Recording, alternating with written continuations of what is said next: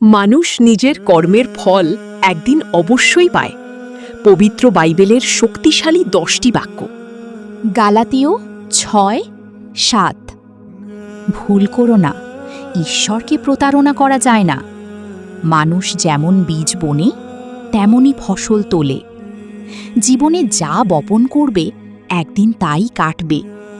মানুষের প্রতিটি চিন্তা, কথা ও কাজ এক একটি বীজের মতো।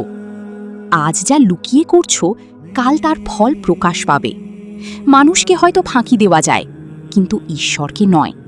তাই ভালোবাসা বপন করলে আশীর্বাদ পাবে, আর পাপ বপন করলে তার ফলও ভোগ করতে হবে।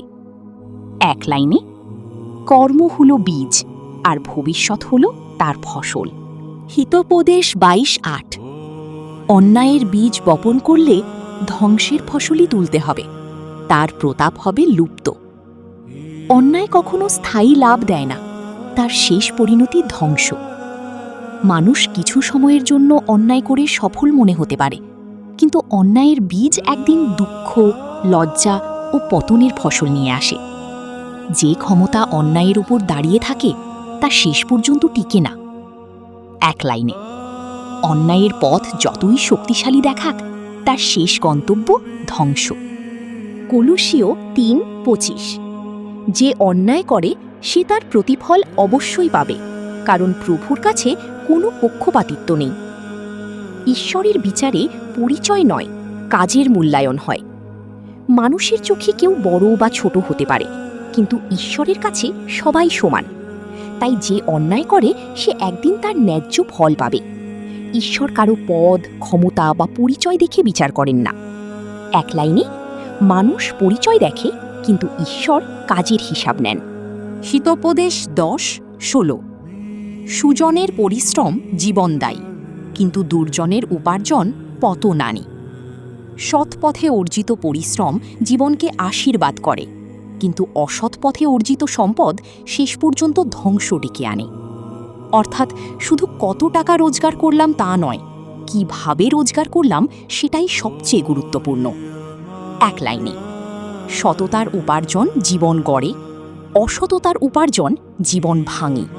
গালাতীয় 6:8।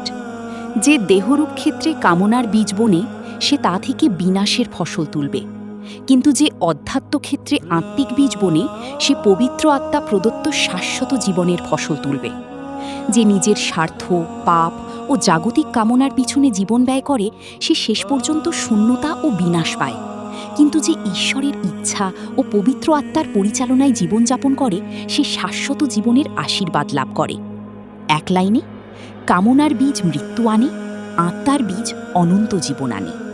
রোমিও 2:6। তিনি প্রত্যেককে তার কর্ম অনুযায়ী প্রতিফল দেবেন। ঈশ্বর কথার নয়, কাজের বিচার করেন। মানুষ যা করে একদিন তারই ন্যায্য ফল পায়। এক লাইনে, কর্মের বীজই ভবিষ্যতের ফল নির্ধারণ করে। যাকুব 3:18।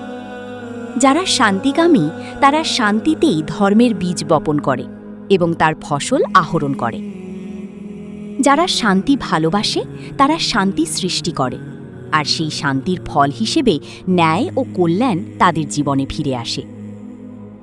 এক লাইনে, শান্তি বপন করলে জীবনে শান্তি ও ন্যায়ের ফসল মেলে।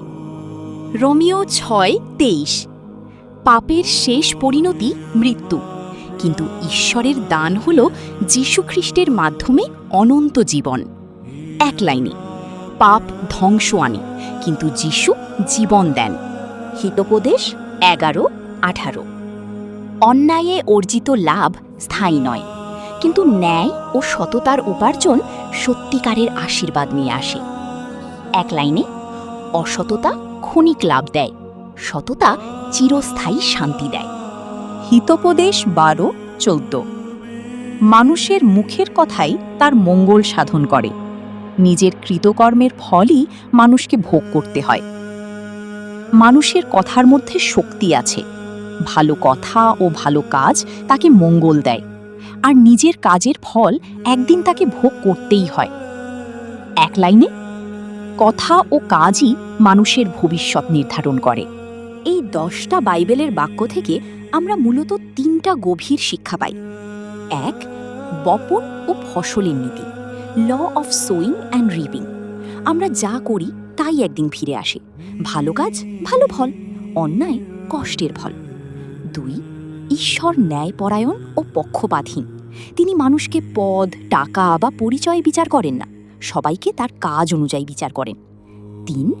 জীবনের 2 পথ, দেহের কামনা ও অন্যায়ের পথ, ধ্বংস ও শূন্যতা। ঈশ্বরের পথ ও আত্মার জীবন, শান্তি, ন্যায় ও অনন্ত জীবন। এক কথায় সারাংশ, জীবন হলো বীজ বপনের ক্ষেত। যা বপন করো সেটাই তোমার ভবিষ্যৎ হয়ে ফিরে আসে। ঈশ্বরের বার্তা যদি আপনার হৃদয় ছুঁয়ে থাকে, তাহলে লাইক, শেয়ার করুন এবং চ্যানেলটি সাবস্ক্রাইব করুন, যাতে আরও মানুষের কাছে ঈশ্বরের কথা পৌঁছায়।